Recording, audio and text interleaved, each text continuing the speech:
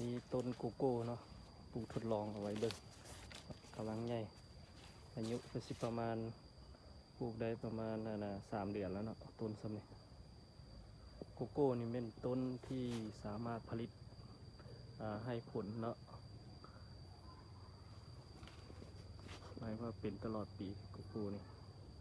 นะตรงนั้นเกิดจะมี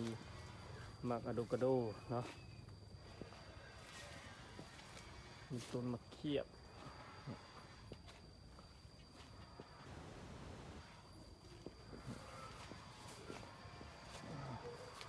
ต้นมะม่วงมะฮู้เนาะก็มีหลายประเภทเนาะประเภทไม่กินมากส่วนครัวเนาะนี่เป็นมะม่วง3 ฤดูเนาะกำลังมากดกหนา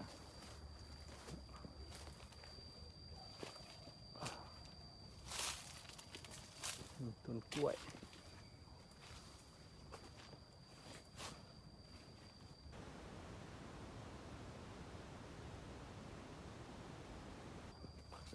มันมีพังพึ่งแล้วมิ้งพังพึ่งมาเอื้อยอิงแล้ว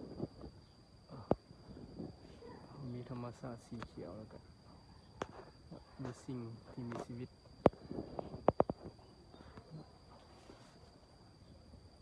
หลายอย่างยังมาอยู่เนาะยังมาซนหลักๆหลายก็สิเป็นนกเนาะนกกระจิบนกจอก